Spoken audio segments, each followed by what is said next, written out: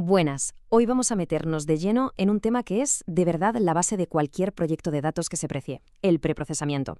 A ver, sé que suena un poco técnico, pero creedme, es una de las partes más clave y hasta diría que fascinantes para entender qué nos están contando los datos de verdad. Así que, vamos al lío. A ver, lo primero que hay que plantearse es, cuando nos llega un montón de datos, así, en crudo, recién salidos del horno, ¿podemos fiarnos? ¿Podemos lanzarnos a analizarlos sin más? ¿Son fiables tal cual vienen? Pues la respuesta, así sin rodeos, es que casi nunca. Para nada. Los datos en bruto suelen ser un auténtico caos, ¿sabes? Incompletos, con incoherencias, llenos de lo que llamamos ruido. Y es justo aquí donde empieza la misión de verdad. Si los datos en bruto son el caos, el preprocesamiento es, básicamente, el método para poner orden, para pasar de ese caos a tener algo claro. Vale, pero ¿qué es esto del preprocesamiento exactamente? Pues en pocas palabras, es todo el conjunto de técnicas que usamos para limpiar y organizar los datos antes de empezar a analizarlos de verdad. El objetivo es súper simple: coger esos datos brutos y convertirlos en un formato que podamos entender y con el que podamos trabajar bien.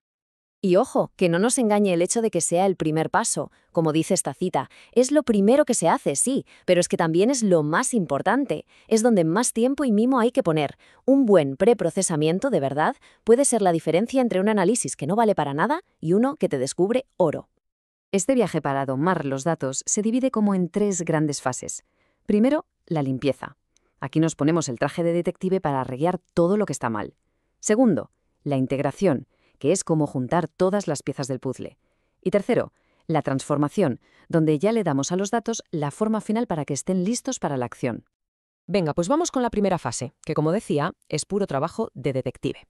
Vamos a inspeccionar los datos a fondo, buscando esas pistas que no cuadran, esos datos chivatos que nos pueden llevar a conclusiones totalmente equivocadas. Y en esta investigación nos vamos a topar con los sospechosos habituales de siempre, ¿no? Pues huecos en la información, filas repetidas que no tienen sentido, datos que no pintan nada y que solo meten ruido. Nuestro curro aquí es pillar cada uno de estos problemas y neutralizarlos. Uno de los marrones más típicos son los valores que faltan. O sea, ¿qué hacemos si hay un hueco? Pues tenemos dos caminos principales. O bien eliminamos la fila entera, que oye, si son pocos datos que faltan, puede valer. O podemos imputar, que suena muy técnico, pero es simplemente rellenar ese hueco con un valor que estimemos, como la media del resto, para no perder toda la otra información de esa fila, que es valiosa. Fijaos bien en esto porque es un ejemplo perfecto de cómo algo que parece una tontería puede liarla muchísimo. Mirad la fila del IDE 101. Está duplicada. Si nos pusiéramos a calcular el total de ventas sin darnos cuenta, ya estaríamos contando 50 euros de más. Ahora, imaginad esto mismo, pero con miles y miles de registros. El error se dispara y las conclusiones a las que lleguemos pueden ser un desastre total, completamente falsas. Menos mal que arreglar esto es bastante sencillo. Con herramientas como Pandas, que se usa mucho en Python, hay una función, una sola línea de código que nos encuentra y nos borra todos estos duplicados. ¡Pum! Limpio al instante. Y listo. Con los duplicados fuera, ahora sí tenemos una foto real de lo que ha pasado. Cada venta se cuenta una vez, y solo una. Así que el punto clave aquí es este. Limpiar los datos nos acerca a la verdad que esconden. Y el último villano de esta fase de limpieza son los famosos outliers o valores atípicos. Son esos datos que se salen completamente de la norma. A ver, imaginad que medimos la altura de un grupo de gente y de repente aparece un valor de 5 metros. Obviamente, o es un error al meter el dato, o es un caso tan extremo que nos va a fastidiar todos los cálculos, como la media.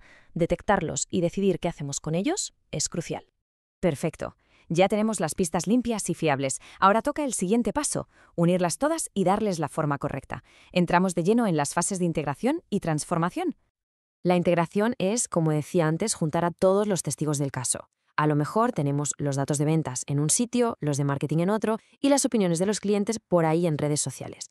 Cada uno, por su lado, cuenta un trocito de la historia. Pero si los juntamos todos en una única tabla, de repente tenemos la visión completa, la de 360 grados. Y ahí es donde empiezan a aparecer las conexiones que de verdad importan. Y por último, la transformación. Aquí ya es donde preparamos los datos para que los algoritmos de Machine Learning, para que hablen su idioma. Muchos de estos algoritmos son muy tiquismiquis con la escala de los datos o cómo se distribuyen, así que tenemos que ajustarlos para que puedan trabajar a tope y nos den buenos resultados. Y aquí se ven genial dos de las técnicas de transformación más típicas. Por un lado, la normalización, que básicamente aplasta todos los valores para que quepan en un rango entre 0 y 1. Es ideal para ciertos algoritmos. Y por otro, la estandarización, que lo que hace es centrar todos los datos alrededor del cero. Elegir una u otra, pues depende del algoritmo que vayamos a usar después y de cómo sean nuestros datos de partida. Claro, pero ¿y qué pasa cuando los datos no son números? Cuando son palabras como Madrid, Lima o Bogotá, o tipos de producto. Los modelos de Machine Learning no tienen ni idea de qué hacer con el texto, solo entienden de números. Y aquí es donde entra la magia de la codificación categórica. Es el truco para traducir esas palabras a un lenguaje numérico, que la máquina sí puede entender y procesar. Echadle un vistazo a esta columna. Para una persona, Madrid o Lima significa algo, ¿verdad?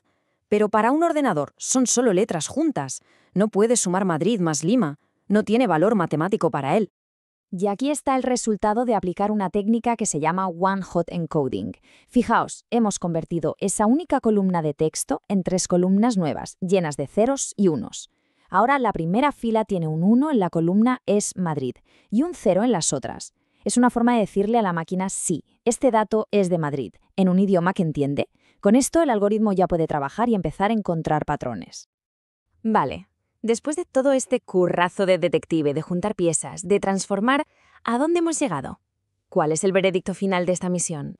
Pues el resultado es que ahora tenemos un conjunto de datos en el que de verdad podemos confiar. Está limpio, bien estructurado, es fiable. Acabamos de poner los cimientos, la base sólida sobre la que ahora sí podemos construir análisis potentes y sacar conclusiones que de verdad valgan la pena. Y por eso mismo volvemos a la idea del principio. Todo el potencial brutal que tiene la inteligencia artificial y el machine learning depende al 100% de la calidad de este primer paso. Dedicarle tiempo a esto no es un gasto, es la mejor inversión posible en un proyecto de datos. Punto. Así que, con los datos ya pulidos y listos para la acción, la aventura de verdad no ha hecho más que empezar. Y la pregunta que nos queda, que es la más emocionante de todas, es, ahora que los datos por fin están listos para hablar, ¿qué historia increíble nos van a contar?